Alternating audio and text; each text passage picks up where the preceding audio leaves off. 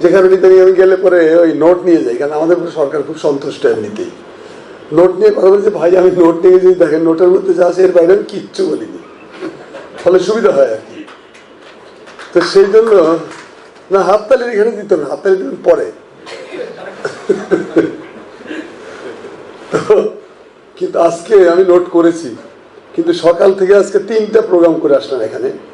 এই 3টে প্রোগ্রামের কারণে এই নোট যে কোন প্রোগ্রামের বা কোন কারবারিতে ফেলে রেখে আসছি আমি জানি না। তো এই যে শাহিদ ভাইয়ের গল্প আছে না, জিবরাইলের ডানার, সেই গল্পের ঘুরি কি আসলে গেছিল সেখানে, আই ডোন্ট নো। তো সেরকম আর কি, ফলে আমাকে এখন আমার ইসের উপর নির্ভর করে কথা বলতেছে, স্বাভাবিকভাবে আমি যা বলি। তো শাহিদ ভাইকে নিয়ে অনুষ্ঠান করার জন্য আমি শাহেদ আলী চেমনারা ট্রাস্টকে প্রথমে আন্তরিক ধন্যবাদ জানাই। এই ধন্যবাদ কোনো কৃত্রিম ধন্যবাদ না, আমি ধন্যবাদ শব্দটা খুবই বহু ব্যবহার জীর্ণ, এই ধরনের জীর্ণ শব্দ ব্যবহার করে যেন যেটা আন্তরিক মোবারকবাদ। কেননা শাহিদ ভাইকে নিয়ে কাজ করার অর্থই হলো আপনি কল্যাণের পক্ষে, সুন্দরের পক্ষে, সৌন্দর্যের পক্ষে দাঁড়ালেন। সৌন্দর্যের পক্ষে যখন কেউ দাঁড়ায় এমনিতেই সেখানে একটা আবহাওয়া তৈরি হয়, মানুষ তখন ভালো হওয়ার চেষ্টা করে। আমাদের ব্রাহ্মদের গান ছিল যে তুমি নির্মল করো মঙ্গল করো মলিন মর্ম মুছায়। তো সেরকম যে নির্মল হওয়ার জন্য যদি কেউ চান, পরিচ্ছন্ন হওয়ার জন্য যদি কেউ চান, তো শাহেদ আলীর ঝর্ণা তলায় আসুন। এইখানেই শাহেদ আলীর সাহিত্যের আবহাওয়ার মধ্যে বসে আপনি নিজে যেমন সুন্দর হবেন, সমাজটাকে সেরকম ভালো করতে পারবেন। যাই হোক, শাহেদ ভাইয়ের সাথে আমাদের পরিচয় তো সেই আদ্যিকালের বদ্যিগুরু, কারণ আমার জন্মের বহু আগে তার জিবরাইলের ডানা বেরিয়েছে। তার জিবরাইলের ডানা বের 49 সালে, আর আমার জন্ম 57 সালে। পলাশী যুদ্ধের ঠিক 200 বছর পরে আমার জন্ম। এবং কাকমারি সম্মেলন যখন হচ্ছে, যে কাকমারি সম্মেলনে শাহেদ ভাই একজন উদ্যোক্তাদের একজন ছিলেন, মৌলানা ভাসানী স্নেহদণ্ড হিসাবে, সেই কাকমারি সম্মেলনের বছরেই মোটামুটি আমার জন্ম। সেই জন্য প্রাথমিক জীবনে শাহেদ ভাইকে আমরা জানি না, কিন্তু আমি শাহেদ ভাইয়ের সাথে চাক্ষুষ যে সম্পর্ক হয় আমার, সেটা হলো 1980 সালে। 80 সালে আমি একটা পত্রিকায় যোগ দিলাম সাংবাদিক হিসাবে। তা আমাকে বলা হলো যে আমাদের দেশের বড় বড় লেখকদের ইন্টারভিউ করা হলো আপনার কাজ, প্রাথমিক কাজ, কেবল জুনিয়র রিপোর্টার, তখন কেবল একটা কিছু করে ঝাঁকুনি দিতে হবে সমাজকে। ঝাঁকুনি দিতে গিয়ে আমি তালিকা দিলাম কয়েকটা, তার মধ্যে শাহেদ আলী সাহেবের নাম ছিল না।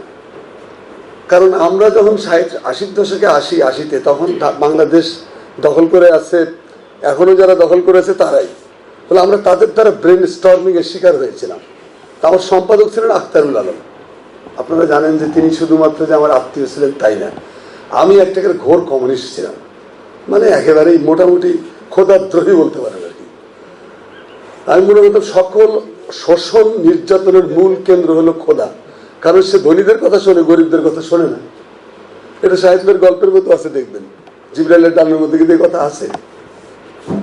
ভাই যদি বেশি সময় নিয়ে আমাকে টেনে নামিয়ে দিয়ে, আমাদের মাঝে আমাদের পরম শ্রদ্ধেয় শিক্ষক, আজকের অনুষ্ঠানের প্রধান অতিথি প্রফেসর ডক্টর আনিসুজ্জামান এসেছেন। তো আখতারুল আলম, তিনি কোন ইত্তেফাকের সিনিয়র সহকারী সম্পাদক, তিনি আমাকে বললেন শাহেদ আলীর নাম নেই কেন? আমি বললাম যে হ্যাঁ, এটা তো একটা ঠিক। আসলে এক ধরনের বিব্রতই হলাম, শাহেদ ভাইয়ের নাম নিয়ে শাহেদ ভাইয়ের মুখোমুখি হলাম। আজকে যেটা বাইতুল মোকাররমের কোনাটা, যেখানে লাচ্ছির দোকান, এই কোনাটাই ছিল ইসলামী একাডেমির লাল বিল্ডিং, ইসলামী ফাউন্ডেশন আর কি। তো লাল বিল্ডিং এর দোতলায় শাহেদ ভাই বসতেন।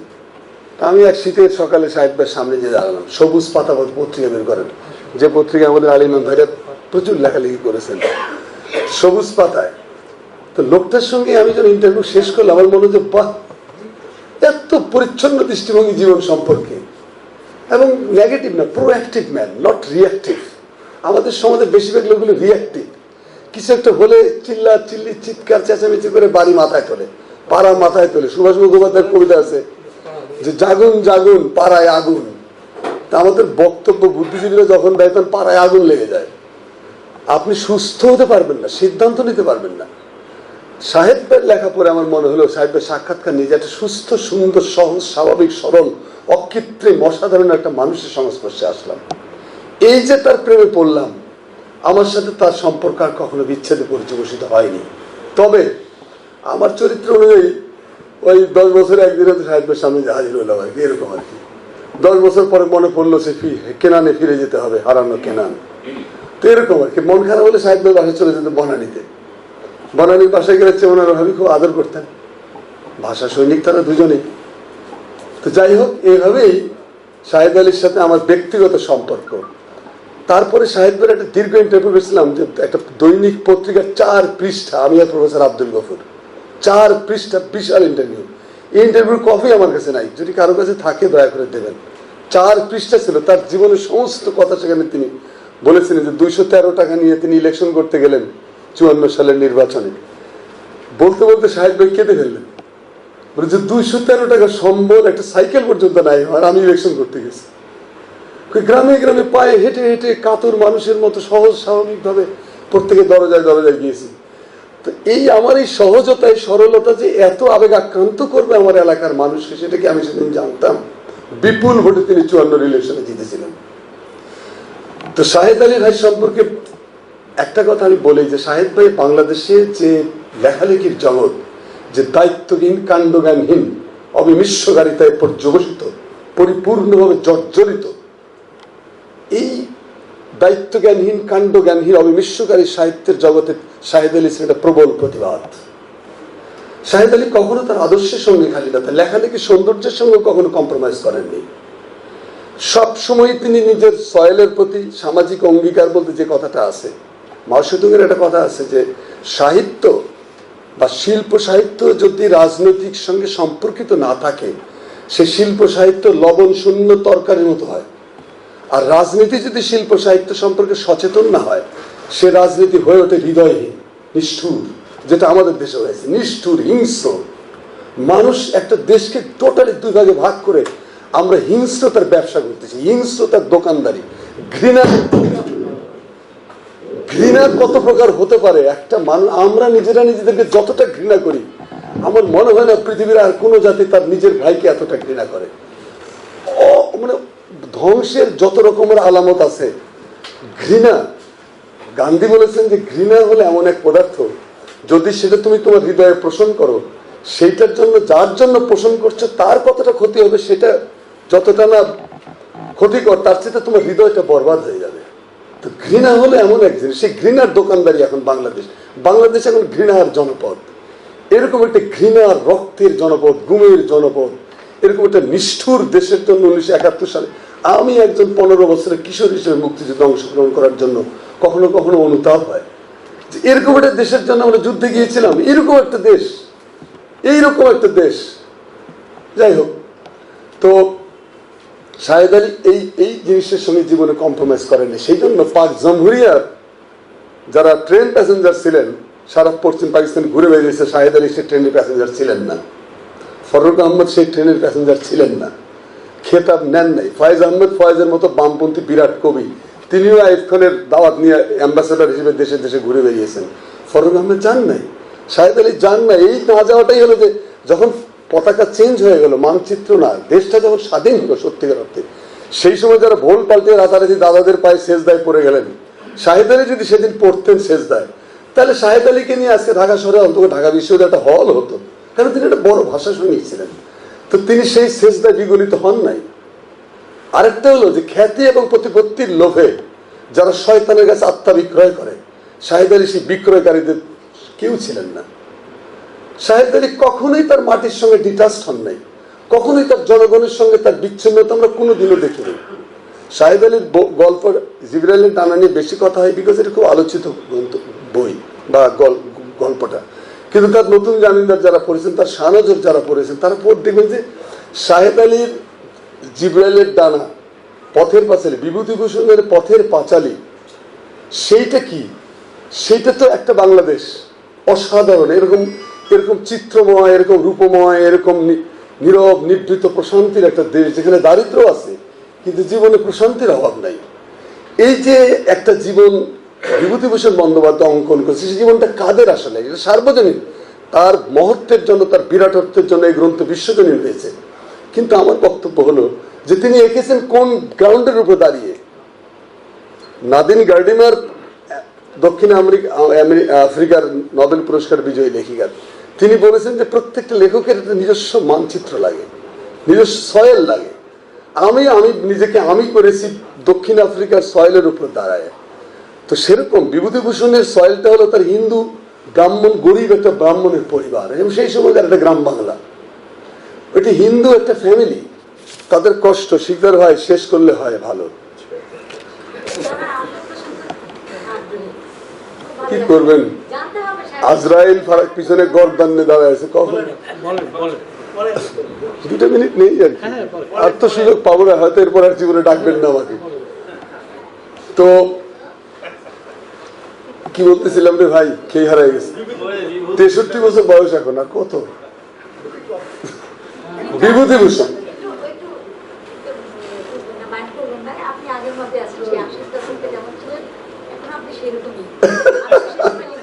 আপনার, আমাদের পরমেশ্বর আপনাকে উত্তম বিনিময় দান করুন। তো বিভূতিভূষণের যে গ্রাউন্ড, সেই গ্রাউন্ডটা হলো একটা হিন্দু গরিব ব্রাহ্মণের পরিবার, সেইটার উপর ভিত্তি করে তিনি এই বিশাল মহাকাব্য রচনা করেছেন গদ্যে। আমি মনে করি যে বাঙালি মুসলমানদের গরিব জীবন, এই জীবনের মহাকাব্য হলো জিবরাইলের ডানা। তার ব্যাকগ্রাউন্ড হলো নবী, এখানে হালিমা নামাজ পড়ে না, নবীও কালেমা তালেমা কিছুই শেখে নেই, সাধারণ মানুষ। কাঠমোল্লারা এই জিনিস কোনদিন অ্যাকসেপ্ট করতে পারে না, সেটা নদীর আমরা সেদিনও দেখেছি কি পরিমাণ লাফালাফি করেছে শাহেদ আলী। শাহেদ আলীর কার ফলোয়ার ছিলেন? শাহেদ আলী ফলোয়ার ছিলেন, একদিকে ছিল সত্য এবং সুন্দরের, অন্যদিকে ফলোয়ার ছিলেন যেটা শাহাবুদ্দিন ভাই বলছেন যে আজাদ সোবহানি। আজাদ সোবহানি মৌলানা ভাসানীর ডাইরেক্ট টিচার। মৌলানা ভাসানী বলতেন যে দিল্লিতে একবার এক অনুষ্ঠানে আজাদ সোবহানি প্রচুর সিগারেট খেতেন, সিগারেটটা অ্যাস্ট্রের মধ্যে ধরে আমার হাত চেপে ধরলেন, হাত ছেড়ে ধরে বললেন যে তুমি কাবার গায়ে হাত দিয়ে আছো। আমি বললাম যে বলেন কি? হ্যাঁ, আমাকে শপথ করো যে হক্কুল ইবাদ, অর্থাৎ সৃষ্টির সেবার থেকে জীবনে কখনো সরেও যাবা না, এটা শপথ করো আমার কাছে। মৌলানা বলেন যে কম্পিত কলেবরে আমি আজাদ সোবহানির হাতে হাত রেখে শপথ করলাম। আমার এই শপথের ব্যঞ্জনা আমাকে মৌলানা ভাসানী নিজে বলেছেন যে আমার এই শপথের ব্যঞ্জনা তোমাদের লেখকদের মধ্যে শাহেদ আলীর মধ্যে শুধু আছে। বলে না যে হক্কুল ইবাদ, সৃষ্টিকে আবাদ করতে হবে, সৃষ্টিকে মানবিক করতে হবে, স্নিগ্ধ করতে হবে, কোমল করতে হবে, জ্যোৎস্নাময় করতে হবে, জ্যোৎস্না জড়িত করতে হবে। এই জিনিসগুলো শাহেদ আলীর ভাষা দেখেন কি অনাবিল, মেঘনা নদীর পানির মতো নিটোল বয়ে যায়, ভাষার মধ্যে কোনো জড়তা নেই, জটিলতা নাই। আমাদের কিছু লেখক আছে যেগুলোর ভাষা পড়লে পরে মনে হয় যে আল্লাহ, এগুলো ডিকশনারি ঘেটে ঘেটে বই লিখে। আরে কোষ্ঠকাঠিন্যের রুগী এগুলো, এই কোষ্ঠকাঠিন্যের রুগীর ভাষা দিয়ে বাংলাদেশের হৃদয় জয় করা সম্ভব না। বাংলাদেশের হৃদয় হলো শাহেদ আলীর সাথে যায়। যাই হোক, এইটা হলো একটা দিক। আরেকটা দিকের কথা আমি বলি যে শাহেদ আলীর দুর্ভাগ্যের ব্যাপার না, এটা আমাদের জাতীয় দুর্ভাগ্য। আজকে স্যার আছেন এখানে, ডক্টর আনিসুজ্জামান, তিনি এই ঘটনার সাক্ষী। এই গল্পটা তো আপনারা সবাই জানেন। ছবি তিনি একবার না দুইবার অ্যাটেন্ড নিয়েছিলেন, দুইবারই তাকে পদ থেকে সরিয়ে দেওয়া হয়েছিল। 72 সালে সত্যজিৎ রায় যখন ঢাকায় আসেন, সেইখানে সত্যজিৎ রায় আপ্রাণ চেষ্টা করেছিলেন শাহেদ আলীর সাথে কথা বলার জন্য।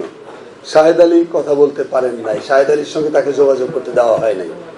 আমাদের দেশের লেখক, নাম প্রকাশ করতে পারি আমি আজকে, তাদের নাম আমার কাছে আছে, বিকজ আমি এটা নিয়ে কাজ করেছি। সেই কাজ করতে গিয়ে আমি দেখেছি যে আমাদের দেশের বিখ্যাত 2 জন লেখক এই অপকর্মের নায়ক, যারা সত্যজিৎ রায়কে বুঝিয়েছিলেন যে এটা নিয়ে কাজ করতে গেলে বাংলাদেশের লোকেরা আপনার বিরুদ্ধে দাঁড়িয়ে যাবে, বাংলাদেশের লোকেরা এটা সহ্য করবে না, কারণ সে হলো স্বাধীনতা বিরোধী। শাহেদ আলী কবে কোন জমিনের স্বাধীনতা বিরোধী ছিলেন, কোথায়? কিন্তু সত্যজিৎ রায়কে মিসগাইডেড করা হয়েছে। যে মিসগাইডেড করেছিলেন তারা দুজনেই পরবর্তী খুব বিখ্যাত মানুষ। আবার ঋত্বিক ঘটক যে শাহেদ আলী জিবরাইলের ডানা নিয়ে ছবি করতে চেয়েছিলেন বা মৃণাল, সে দুজনের একজন হবে, যেটা স্যার আনিসুজ্জামান স্যার এই বার্তার সাক্ষী। তিনি জানেন যে ঋত্বিক ঘটকের মতো চলচ্চিত্র, ঋত্বিক ঘটক তো মৃণাল সেন, দুজনের একজন হবে স্যার। আপনাকে বলেছিল যে শাহেদ আলীর ছবি নিয়ে ছবি করতে চাই, সত্যজিৎ রায় আপনাকে বলেছিল, সুভাষ মুখোপাধ্যায়, হ্যাঁ। এদিকে মৃণাল সেন ছবি করতে চেয়েছিলেন। মৃণাল সেন, ঋত্বিক ঘটক, সত্যজিৎ রায়, তিনটা বিখ্যাত মানে চলচ্চিত্রকার যাদের ছবি সারা পৃথিবীতে দেখানো হয়, তারা ছবি করতে চেয়েছেন। তিন জায়গাতে আমাদের লেখকরা এই আত্মঘাতী, এবং আমরা বলি যে রাষ্ট্রঘাতী তৎপরতায় আমরা আছি, তো আত্মঘাতী এবং রাষ্ট্রঘাতী তৎপরতার সঙ্গে যারা যুক্ত, সেদিনও ছিল, আজকেও যারা আছে, যারা আমাদের পতাকার রংটা পাল্টাইতে চায়, তারা সেদিন বিরোধিতা করেছিল। তো আজকে শাহেদ আলীকে স্মরণ করার সবচেয়ে বড় কাজ হবে আমাদের, আমি মনে করি যে আপনারা আমি খুব দুর্ভাগ্যজনকভাবে লক্ষ্য করি আমার বিশ্ববিদ্যালয়ে আমি যখন ছাত্রদের পড়াই, বিশেষ ছোট গল্প পড়াতে গেলে আমি শাহেদ আলীকে বাধ্যতামূলক করে দিয়েছি। আমি দুটো ইউনিভার্সিটিতে পড়িয়ে এলাম, দুটো ইউনিভার্সিটিতে শাহেদ আলী, আমি বলেছি যে বাবা সৈয়দ ওয়ালিউল্লাহ, শওকত ওসমান, শাহেদ আলী আর শওকত আলী, এই চারটা পড়ো, বাকিগুলো না পড়লেও চলবে, সময় পেলে পড়বো, বাট এই চারটা তোমাদের পাঠ্য। দুই আলী, আর ওদিকে শওকত ওসমান, আর হলো আপনার সৈয়দ ওয়ালিউল্লাহ, আমি চারটা পড়ো। আরো অনেকে আছে পড়ার, কিন্তু আমি আপাতত চারটাকে মোটামুটি হেফজও করো। কারণ এই চারটার মধ্যে একজন খুবই দুর্ভাগ্যের মানুষ, সেটা হলো আমরা, আমাদের জাতীয় দুর্ভাগ্যের মতো যে আমরা সংখ্যাগরিষ্ঠ একটা দেশে বাস করি, সেই দেশের শিল্প সাহিত্যের অবস্থা কি? আমার সাহিত্যের সঙ্গে আমি নাই, আমার পদ্মার হাহাকার আমার সাহিত্যে নাই, আমার যে সীমান্তে যে আমার লোকদেরকে হত্যা করছে প্রতিদিন, এই হত্যাকাণ্ডের ছাপ আমার সাহিত্যে নাই। আমার টিপাই মুখ বাদ দিয়ে মেঘনা মেরে ফেলা হচ্ছে, আমার সাহিত্যে সেটার সঙ্গে নাই। আমার দারিদ্র সীমায় কোথায় চলে গেছে সেটার সাথে সাহিত্য নাই। বুদ্ধিজীবীদের বিরাট অংশ দুইটা বড় দলের সঙ্গে দালালিতে লিপ্ত। কোথায় যাব আমরা? আমাদের যেতে হলে শাহেদ আলীর মতো পাঠাতন আঁকড়ায় ধরতে হবে, যে পাঠাতন আমাদেরকে একটা সত্য অন্ত সৌন্দর্যের উপকূলে পৌঁছে দিতে পারে। আমি আপনাদেরকে বলবো শাহেদ আলী ট্রাস্টকে বিশেষ করে, যে শাহেদ আলীর রচনা সমগ্র বাংলা একাডেমিতে আপনারা বলে দেখেন, বাংলা একাডেমি কেন করবে না? নিশ্চয়ই করবে। বাংলা একাডেমি বলেন, যদি তারা না করে আপনারা নিজের উদ্যোগে করেন। শাহেদ আলীর বই বের করলে সেই বই বিক্রি করার জন্য আমরা নিজেরা রাস্তায় রাস্তায় ফেরি করবো, সমস্যা কি? রচনা বলি মাস্ট। আজকের ছেলে মেয়েদের শাহেদ আলীকে পড়তে শেখান। আপনার দেশে স্বাধীনতা থাকছে না, আপনার লিটারেচারের সঙ্গে থাকছে না, আপনার হৃদয় শরীরটা আপনার থাকবে, রুহুটা বিক্রি হয়ে গেছে অলরেডি। আপনার সেই রুহুকে তার বাড়িতে ফিরিয়ে আনতে হলে শাহেদ আলী ছাড়া যাবেন কোথায়? ভাইয়েরা আমার, এইটাকে আবার পলিটিক্যাল বক্তব্য মনে করেন না, এইটা কিন্তু আর্ট কালচারের ভিতর থেকে আমি বলি। আমার পীরের নাম মাও সেতু, সেই মাও সেতুকে দোয়াই দিয়ে বলেছি আমি। তো এই হলো কথা। আরেকটা হচ্ছে শাহেদ আলীর নামে আরো কিছু করা যায় কিনা। এই তথাকথিত অর্থহীন পুরস্কার না, ক্রেস্টের দোকানদারি আর ভাল লাগে না আমার। গেলে পরে 50টা লোকের ক্রেস্ট দেয়, এর কাছে একটা লোকের কাছে চাঁদা তোলে 2 লাখ, ওই 2 লাখ টাকা দিয়ে আরো 50টা ক্রেস্ট বানায়, একটা বিরাট পুরস্কার। এই পুরস্কার কি লাভ? আমার বাসায় 150-এর উপরে ক্রেস্ট, এগুলো এখন শেড ধরে বিক্রি করবো। কারণ এই সমস্ত ফালতু, অর্থহীন, ব্যঞ্জনাহীন, মানে এক অর্থে মিনিংলেস, এটা বাড়ির আবর্জনা তৈরি করা ছাড়া আর কেউ কেউ আমার বাড়িতে সুন্দর ড্রয়িং রুমে সাজায় রাখে। তো সেটা ছাড়া এর কাজটা কি? আত্মার জগৎকে আলোকিত করতে হবে, সেই আলোকের ঝর্ণা ধারায় আপনারা মাঠে নামছেন। আমি আপনাদের রিকোয়েস্ট করবো যে জীবনের স্কুল কলেজগুলোকে ইনভলভ করে এমন কিছু কর্মকাণ্ড নেন, বিশেষ করে ইউনিভার্সিটি পর্যায়ে। শাহেদ আলীর তো 10টা PhD কেন হয়নি এখনো? এগুলো উদ্যোগ নেন, সবকিছু হাত পা গুটায় এই বাংলাদেশের মুসলমানদের মতো সব দায়িত্ব আল্লাহর ঘরে চাপাই দিয়ে আপনি নিশ্চিন্তে মসজিদে বসে তসবিহ টিপবেন, আপনার ভাগ্য কেউ পরিবর্তন করতে আসবে না। আল্লাহ আপনাদের সকলের সহায় হয়।